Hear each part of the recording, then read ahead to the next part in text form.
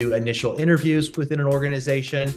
We do that as an external organization, but that can be done internally. There are tools and resources. Another one that we use through our connection with the network, the Table Group, Patrick Lencioni's organization, we'll do a team assessment report, but get a clear snapshot. This is what I would say is the tip. Get a clear snapshot of where your team is and where your people are. Get a clear snapshot of where your team is.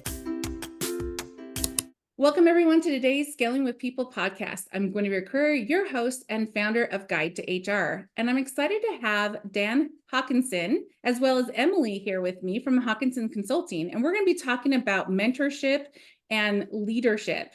Dan, introduce yourself to the audience. Thanks, Guinevere. Glad to be on the podcast and to be supporting what you're doing in reaching out to CEOs and startups and the support that you do. So thanks for the important work that you do. And Emily, Morrison, and I are glad to be here today talking about Haakenson Consulting and connecting with your clients in a way that hopefully adds value to them. So I started Haakenson Consulting and worked together with teams to help them maximize their teamwork effectiveness and to maximize the success of their organization. Emily. Yeah. Hi, my name is Emily, and I currently run a lot of the business development side and marketing for Haakenson Consulting. I also got my master's in organizational psychology and have worked at companies with good and bad cultures. And so I'm passionate about creating spaces for people in their work where they can thrive and where workplaces can be thriving. Awesome. Well, welcome you guys. When you were talking, obviously the thought came to my mind, teamwork is the dream work. Is that kind of like a slogan that you guys live by? Love that one. That's so good, Guinevere. The way that we often say it is the success of your organization comes from the strength of your team. Ooh. The success of your organization comes from the strength of your team. And we work with companies from all different types of industries. People sometimes will think about that dynamic of, even in a sports analogy or something, it's not just the individual players that you have that make the success of your team or your organization. It's how the team functions and works together that really is key for the success of your organization. So that's where what really drives us is we want to help your organization be more effective. And that success of your organization comes from the strength of your team. So as 23, we say goodbye to, and hello 24, we're already into it in a few months here. What have been the trends in 23 that you've seen and helps your customers deal with? And what do you think are going to be the trends for 24? Great question, Guinevere. There are so many, right? I mean, and I would love to hear even you speak to this as well, because I know the work that you do, you see so many trends. I would say two trends that come to the top of my mind, again, out of many, many, many. But two trends that were big in 2023 is when organizations, particularly at the leadership level, were lacking really the strength of the characteristics and behaviors of really being cohesive as a leadership team. When we talk about being cohesive as a leadership team, we think that is built on the foundation of trust. We think that trust then, having a strong foundation of trust, really leads for teams to be able to have the real and honest conversations. We sometimes call it passionate, unfiltered debate. Can a team really talk about the real issues? If they don't have a foundation of trust, they won't be able to do that. If they won't be able to do that, they really aren't making bringing the best ideas to the table, having the honest considerations, and really driving the organization forward. So a lack of really strong cohesiveness in team dynamics would be one thread that we've seen and been dealt with in a big way in 2023. And another issue, and it's been stated far too often, but it still is real, is issues of employee recruitment and intention, getting really good people and keeping really good people for organizations. And I think one of the things so we're working with some organizations where that's very specific for what they're doing, and organizations are struggling with that. And we love helping organizations in that regard. So I'll pause there. Emily, do you want to add anything in that regard? Yeah. One thing, I love what you had to say. And one thing that I would add to even the trust of teams, trust requires people and organizations to, you know, demonstrate a level of vulnerability. And I think sometimes, a lot of times in business and in the corporate world, what we can see is people are like, oh no, we don't want to go there, or kind of might think that that's kind of getting into a super touchy-feely realm.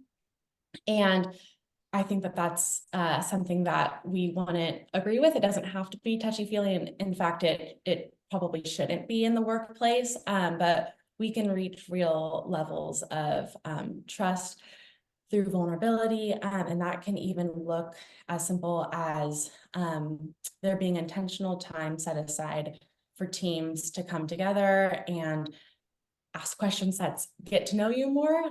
Even ask such simple questions like, where'd you grow up? How many siblings did you have? Who is someone that you admire or look up to? Those are things, simple questions that we've seen can really connect teams, and like almost have one person with their coworker gain a new level of just connection and build a deeper level of trust between people just by getting to know each other a little bit more. So that could even be a way that organizations could implement and start to build that kind of trust. Yeah, to double down on that, I feel like it's also about being vulnerable and not in your weakness, right? And when you don't know what the answer is, having a culture of, I don't know, but let me get back to you, right? Instead of this, oh, it's blah, blah, blah, and hope you're right, or hope nobody, you know, calls your bluff in that moment, right? But be able to say, let me get back to you on it. Like having that culture that accepts, like, nobody knows everything.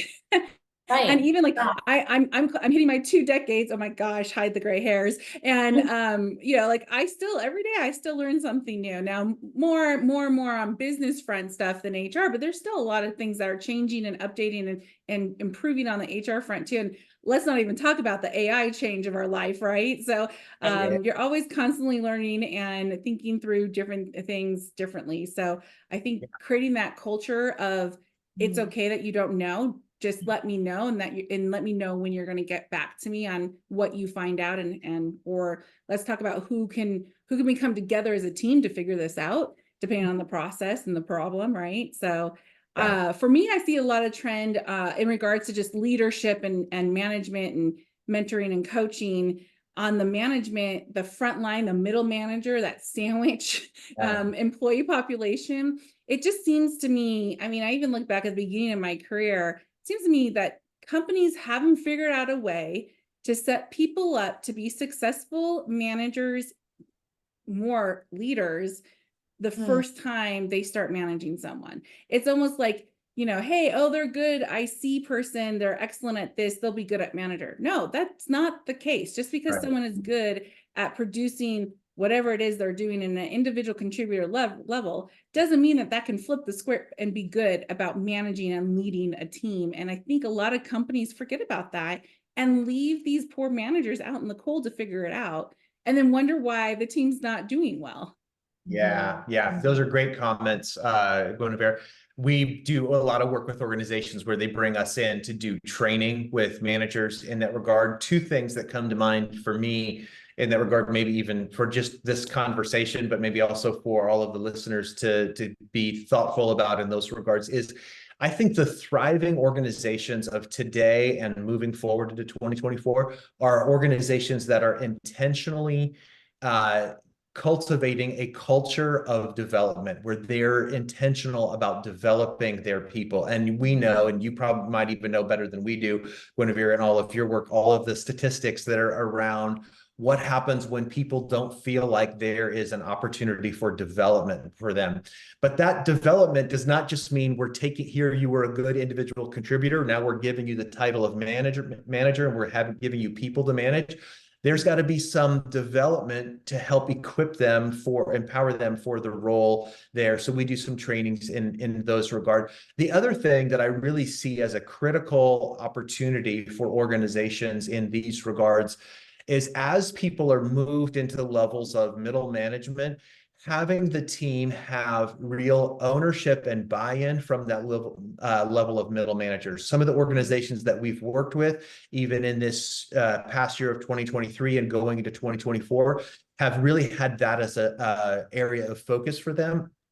And it's a fantastic opportunity for organizations to say, not just here's how we're operating in maybe a cohesive and a clearly aligned way from our executive team, but how do we get real buy-in and ownership and drawing the best out of our people who are those mid-level managers? It's far too many people who are really smart, really great executive level leaders. They bypass that, and they're missing a massive opportunity if you miss really linking in with those mid-level managers, hearing and drawing upon their voice and their input and ideas, but also then getting that cohesiveness and together collaboration that comes from having the buy-in of an organization at that level.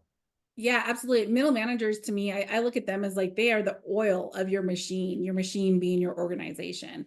They are what keep, they're the glue. They are what keep your employees engaged, productive, and moving in the right direction to make the company goals. So why are you not double downing on this level of people, right? McKinsey came out, their State of Organization 2023, 10 Shifts Transforming Organizations article, and it said 39% of the respondents who completed the survey out of 7 countries are planning to leave their job in the next 3 to 6 months.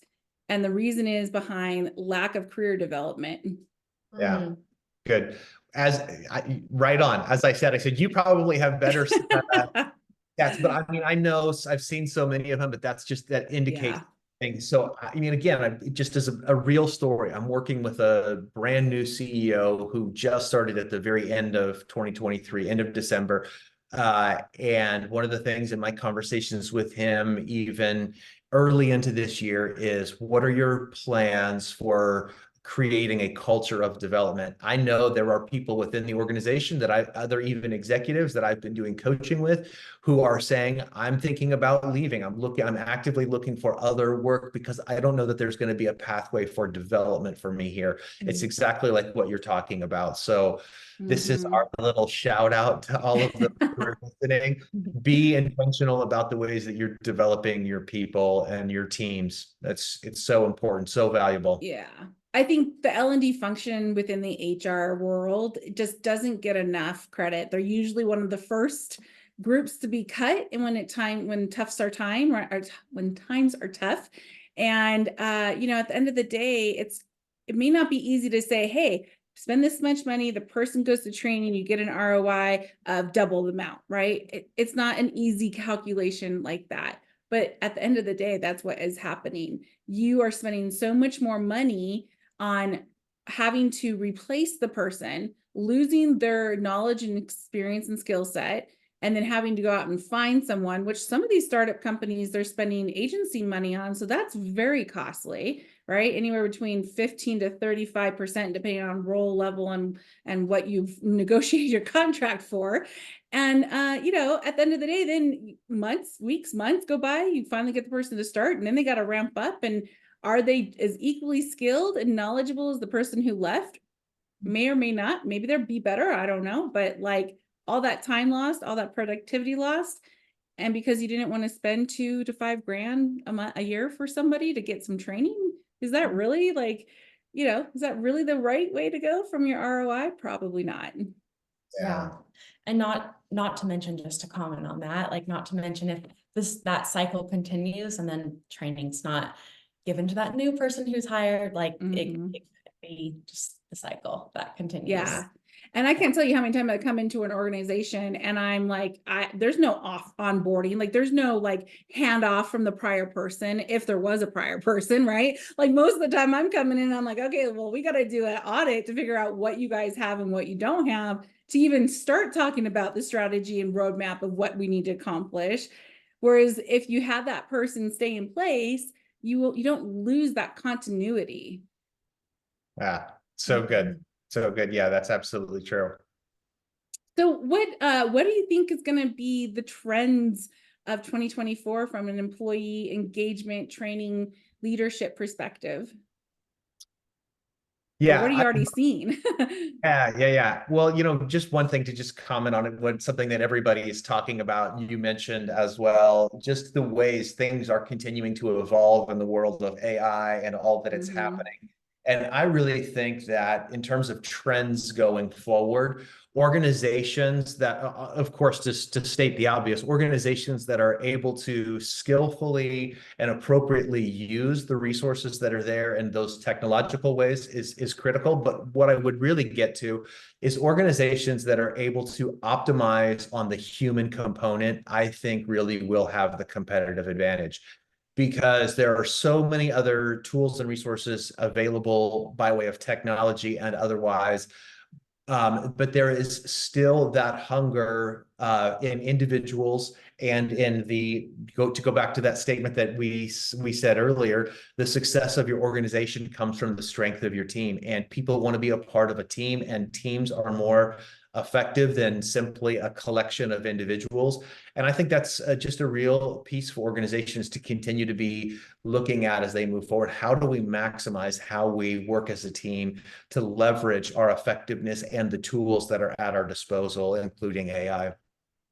Yeah, that's so true. Another tool that kind of fits with the team and employee engagement that my company and I offer is predictive index. I don't know if you guys are familiar with that. It's such a great tool because you can actually understand the human behavior. What is the driver? What are some potential pitfalls between the relationship of the manager and employee? How does this person fit in with the team? What does the team dynamic look like? And all these data sets really help you understand how to engage and interact with your team and your employees, and what might be some areas that you have to maybe spend more time on. I remember way back in my career, I implemented it for one of my employees or my employers, and I had a higher director under me. And so she was one of the first persons I tested this tool on. And I remember thinking, reading this through, I was like, okay, we're going to get along really well, but here were some potential pitfalls that I need to be aware of. And one was that, this individual would definitely like slam through other things to get her agenda processed as a priority. And knowing that ahead of the time, I was able to see it coming, respond to it, and kind of cut it off and keep the right agendas in place for the business. But if I didn't have that knowledge, I probably would have been totally blindsided by her behavior. So good. Yeah, that's so good. Yep. Predictive Index is a great tool and resource. We've also been using Working Genius and other types of resources to help teams have a self-awareness and an awareness of their teammates and how the team works together most effectively, including even how projects get done in those aspects. So yeah, great to draw upon those various tools and resources that are there. Yeah, it goes back to what Emily, you said about building trust. The more you know about someone and their perspective and their background and why they're saying what they're saying, it helps you connect with them and build that trust. Right. And exactly. Yeah, exactly. And even to build some empathy, right? Like, I feel like sometimes there can be some frustrations in the workplace, like, why does this person always do it this way? And, like, yeah. And sometimes even just learning, well, this is where they're coming from, can help to give a lot of perspective and from their compassion and empathy and just greater understanding. So yeah, we can use that in our personal lives too. I know sometimes like my husband and I'll be arguing, like, wait, hold on, let's stop. I just need to know, why do you do that? Why do you think that way? Like, I want to understand where you're coming from. And then he tells me, I'm like, oh, okay, that makes sense. I was coming from here. Okay, let's like readjust our conversation. Like, instead of having a blown out argument because we both think we're right, we're just coming from the two different places trying to get to the same destination. And understanding the why, or how people are thinking about it, or why they're thinking that way, can help you bridge that gap. Good. Yeah, really good, Guinevere. Yeah. Yeah. Some of the other trends I'm seeing for 24, it kind of goes back to a little bit what we were talking about with 23, but it's for me, it's all about development. Like, I'm seeing that all over the board. It's career development. This is what people want. Maybe even more so than comp. I don't want to double down on that statement, but at least career development, there is definitely a mass focus in all types of orgs, but I'm seeing a lot of it in the startup world where, you come into a startup world, you're taking a risk, right? You don't know if that company is going to be here more than a year or 2 years or 3 years. Is it going is the options that I'm being given actually going to be worth anything? And you put all this hard sweat, tears, time, blood, equity, into it. And so what do you get out of that? It's the career development side. What are you seeing from that perspective? One of the things that I totally 100% agree with what you were saying. I think Emily and I both see the same, that dynamic of the career development piece. Another thought that came to mind, and I know some of your listeners on this podcast, Guinevere, are startups, and that's a part of, you work with not just startups, but I know with a number of startups and serve them so powerfully in the work that you do from the HR side, which is so great. But one of the things that we see with startups, as well as startups get moving and are moving successfully, they have more options and more complexity that is continuing to be layered upon them. And one of the things that we see is so vital for startups and for organizations of all different sizes is continuing to reinforce clarity throughout the organization. Fundamental questions like, why do we exist? How do we behave? Issues of core values. What are the key pillars and anchors of our strategy? What is most important right now? And as startups are growing and developing, I think sometimes the leaders of those startups, those entrepreneurs, they inadvertently miss the pulse of how much people are on different pages in that regards. Sometimes, for example, we go in with organizations, and I'll go in with a team, and I'll maybe be talking to the leader ahead of time, and I'll say, well, how clear is your team on their priorities? And the leader will say, well, that we're absolutely clear on our priorities. And I'll go in with a group, the leadership team from a startup or something, and I'll say, okay, everybody take out a piece of paper and write down what is most important for the organization right now. And if it's a group of 12 people, I'll get at least 8 different, and I'll say, okay, everybody turn in, hand me their pieces of paper, and we've got at least 8 different things. And when people are lacking the clarity of, here's those fundamental questions of why we exist, how we behave, our values, what's most important, here's our priorities, then they get pulled in different directions. And so that's one of the things that it's not necessarily brand new, but it's one thing that I think is still very relevant and timely for organizations of all sizes, but maybe startups in particular. Yeah, you said it really nicely. I'm going to say it my way. I tell founders, you got to bring people along the journey. You've been doing this, you've been thinking about it, you take action, you go. You need to bring the people along with you. You need to have them be included in the conversation and let them be part of the journey, not like looking back going, why are you still way over there in a different state? We said we we're going to go to that state and we're now in this one. Like, what's going on? So that's what I see. It ties to exactly what you said. I think I feel like almost every founder I've talked to, I remind them about that. I talk to them about that because you can't move a company forward if you're all going in different directions. Absolutely. Right. Absolutely. Yeah. Yeah. Say from time to time is like, we want everyone rowing in the same direction. Like if you have people on a boat and everyone's rowing like in all different areas, the boat's just gonna go round and round. So yeah. Or you might have people that are trying to go backwards, so you're not even moving at all, right? Right. I feel like a cartoon needs to be added to this video right now to emphasize that.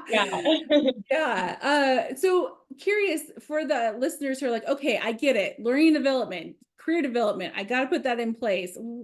I don't know where to begin. What's 1 or 2 easy steps that you guys would recommend listeners right now just take? Great question. Again, I'd love to hear from you in that regard. I think for the leaders and organizations, the leaders have to be modeling this themselves. What is your own path of your own path for development? Again, just is another just kind of real life anecdote, Guinevere. Sometimes in one of the places that sometimes we'll start with organizations is doing some initial interviews with leaders or team members. One of the questions that we often ask in there is, what needs to be developed in you right now? And more than any of the other questions that we ask, that one gets a pause of people are like, and it's amazing how these are high level leaders. And when the question, what needs to get developed in you, how many people will pause and say, I don't know. And they maybe haven't thought about their own development. Mm. On the Mm. contrary, those leaders who are continuing to invest in their own development will much more naturally invest in the development of their people. Another aspect in that regard of just kind of quick, like, like as you said, kind of some specific steps is if you're doing it yourself, then be looking for ways you can do that with some pretty simple questions. I mean, ask the people that are working for you, what would you like to be developed in you? Where would you like, I mean, if these stats that you mentioned, even around career development, where would you like your career to be developing? Where do you see yourself, X amount of time, whether it's 6 months or 3 years from now, where do you see yourself down the road? And being a part of those open conversations with people will really go a long way in adding value and in helping to create a specific path for those individuals moving forward.